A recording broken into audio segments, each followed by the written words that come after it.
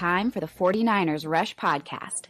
Early season battle for first place. Whoever wins this game already by themselves atop the NFC West.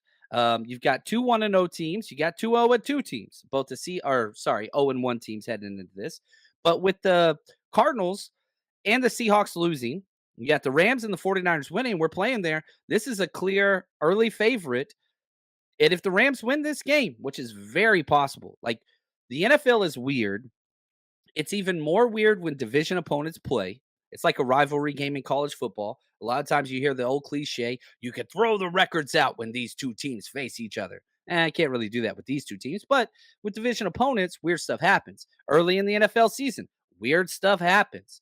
So you're just kind of compounding this unpredictability, which, that's huge. But there's so much continuity between these two teams playing each other that I think it's a little bit easier to kind of sit down and talk and predict some of this stuff. So whoever wins this early lead for, NFC West. And if the Rams win this, they'll be 2-0 against in the division, which is crazy.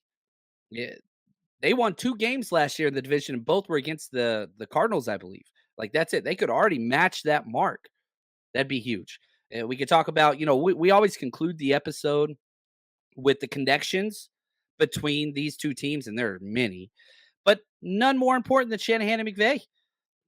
Besties at one point, now very, very salty towards each other, and rightfully so. And Shanahan owns McVay in the regular season, 8-0. Their last 8 games, the 49ers have beat the Rams 8 times in the regular season. Now, if we want to look at the other side of the coin, when it mattered most in the NFC Championship, McVay won. And so, you look at the last 9 matchups, 49ers are 8-1, but they lost the most important.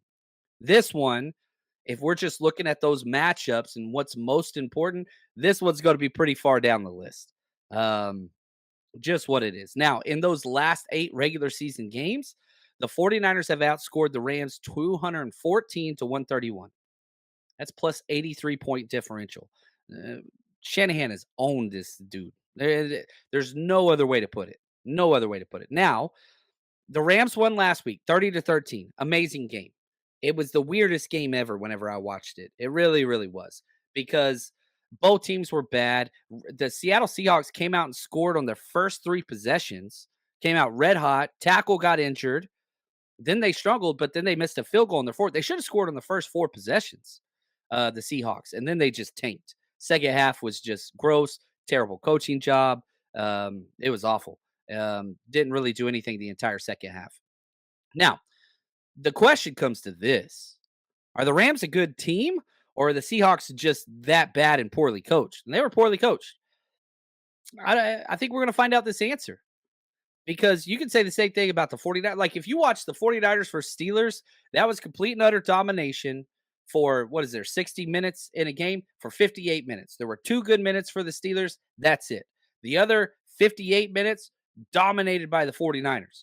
You watch the Rams and Seahawks game, first half was 50-50. Second half, Rams dominated. So we're going to kind of figure out, 49ers won 30-7. Rams won 30-13. Still pretty close to a dominating performance. There's no doubt about that. Sticking with the craziness, this is also the NFL's NFL history. Shout out to Brian. I saw a couple other people throw this around, but I didn't have it in my notes.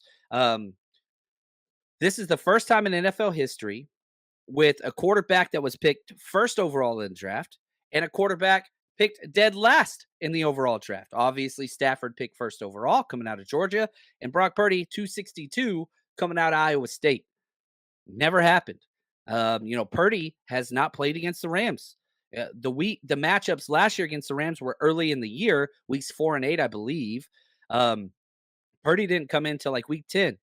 So it might have been week 13. Yeah, I think it was week 13, but whatever. I digress. This is new for Purdy. And so he's already, Purdy's already played the Seahawks twice. He hasn't played against the Rams. So that's another wild card if you want to throw it in there. And you could be like, ooh, yeah, it's a little bit different. Now, the opponent record, we played 1 week. They're 1-0. Last year, though, they finished 5-12. Not a good football team. And they got a lot worse. Their roster is much worse Much worse this year than it was last year, and it's not even close.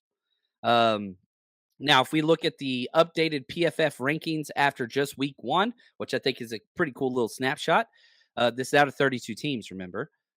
The Rams are 11th overall. So good performance. Second in offense, Matt Stafford diced him up, man. Stafford had a game. Didn't get hit at all.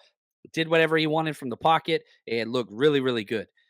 Defense was 29th. Yeah, case in point. Aaron Donald's awesome.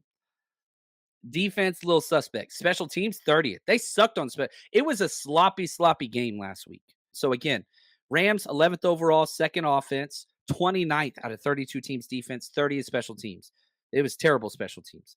49ers after week 1. Overall, number 1. Offense, 7th.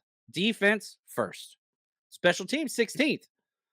I would love, I would absolutely love to keep special teams at 16th, which is perfectly average, right? 32 teams right in the middle.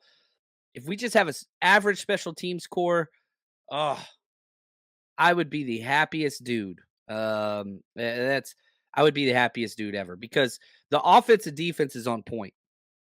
Special teams just doesn't need to cost us games. That's it. That's all we need. Shot J says, "Yay, much appreciated, Christian John. This is why I love this community so much, man. Heck yeah, dude. That's what's up. Get some free stuff. Give away too much stuff, but that's okay." Sticking with Gammon's comment earlier, Flat Plane says, "Yeah, this roster is physical," and it's funny because we did our film breakdown all week, and I still haven't loaded the special teams. That'll be up probably tomorrow, tomorrow morning. But I'll say this: there's one player on the entire roster, and this is why I was so upset with the Cameron Latu pick. And now it's Isaiah Oliver. There's 2 players that just don't fit the Niners' personality. Latu, he's going to develop. He's young. Isaiah Oliver doesn't fit to me. And you watch that defensive tape, and it's just all these dudes that are foaming at the mouth, trying to hit people in the face as much as they can. Like, that's the Niners' personality all across the board. Corners, D linemen, linebackers, safeties, doesn't matter. Everybody wants to hit. And then you see 26 out there, and he's catching people. He's just putting arms out to tackle. And it's just like, golly, that dude he just does not fit. Now, I'm hoping that changes. But yes, I do agree. Whenever, how many defensive players? I think we had 20 defensive players play snaps for us, and 19 out of 20 are physical as hell. Even Ambry Thomas was physical, and that wasn't, his thing.